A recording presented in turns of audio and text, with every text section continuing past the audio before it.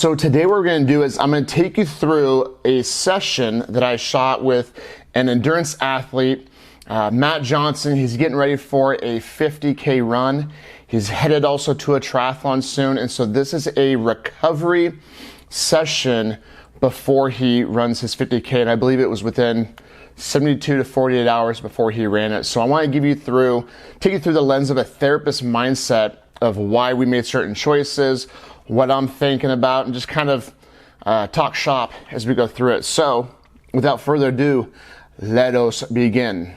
Okay, so first you'll see, and I also sped this up because I tried this one time and it was just too slow. So this is sped up work, but the goal of this session is I don't want anything to feel obvious to him.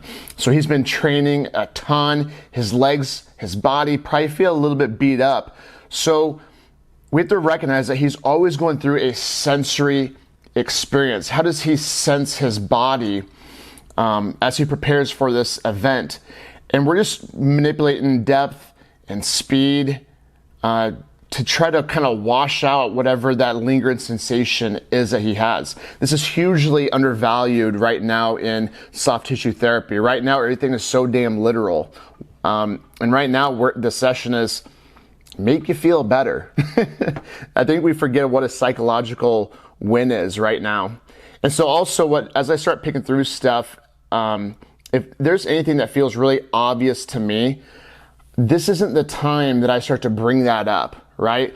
Let's save that for after the race and then reset, talk about some of maybe the deficits of range of motion or some soft tissue findings that I feel. Let's go ahead and save that. And so right now we're still kind of picking at his leg a little bit. A lot of conversation happening, but I muted it. And again, when I go back to what are the things that I always talk about this with therapists or athletes, what are the things that we can manipulate? Speed, depth, and direction. And right now I'm taking his limb through different ranges passively. Again, what's one thing he doesn't get in his training is passive range of motion because he's doing dynamic effort all the time. So even just to take your athlete through passive ranges of motion, man, what a way to offset the side effects of their training or to supplement in stuff that maybe they don't get all the time. So again, I'm just thinking depth, direction, duration. How do I make these adjustments that are accommodating for him? All right, let's see where we at in this. And I'll do this to each leg as well, right? I'll kind of pick through one leg. You'll see I'm switch my grip to either whole hand or I'll be more single pointed with like a thumb. But again, this is just one of those sessions where we're trying to make stuff feel nice. There's making it work nice and there's making it feel nice. And again, going back to passive range of motion, I'm taking his hip through some circumduction circles, just big ass circles.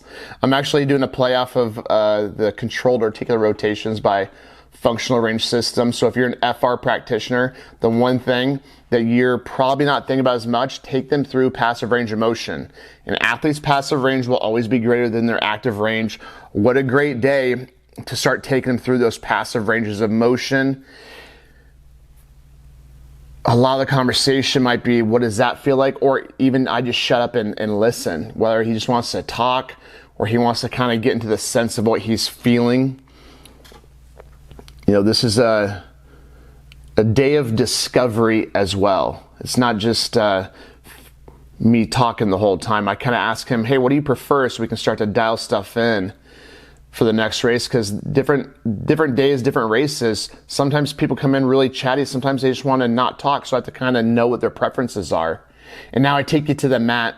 I love freaking mat work. If you're working with athletes and you're not doing mat work, you haven't taken a Thai massage class, some sort of stretch class, you're missing out massively. This is freaking awesome. Athletes love it. We call it lazy man's yoga.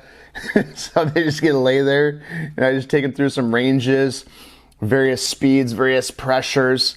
Because again, we can't forget, especially in pain science, they talk about the subjective experience an athlete goes through, a person goes through, actually is important for them regulating pain within their body.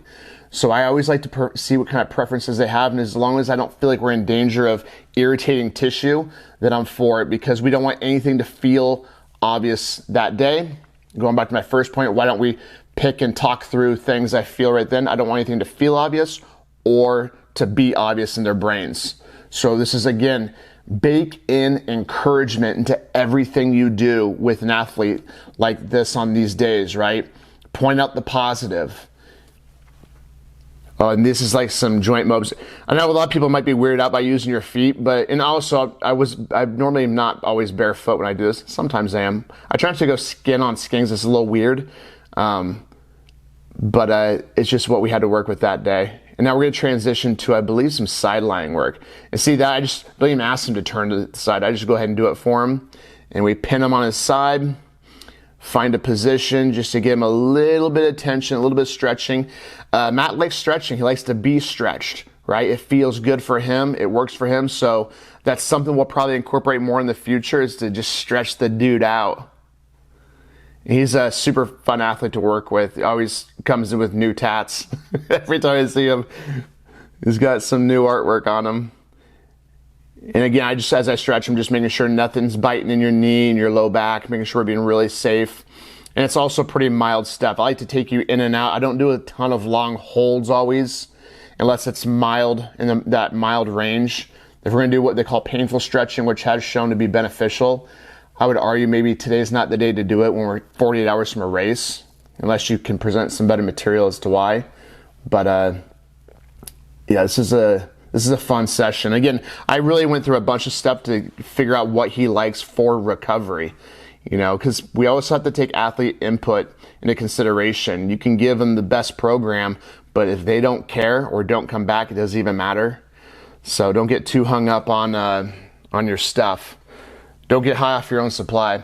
Anyways, I hope you enjoyed that. That was super fun for me to kind of look back, brainstorm, think of some ideas that we've implemented or some stuff I want to do in the future.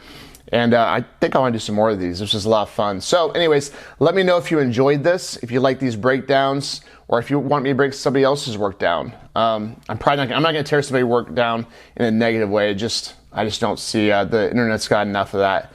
So if you want me to break something down myself, someone else, drop a comment, give me some feedback on that. And also, like, subscribe, check out the links below. We got a lot of fun stuff coming up for athletes, for therapists, for just people interested in human performance. I hope you enjoyed. We'll see you next time.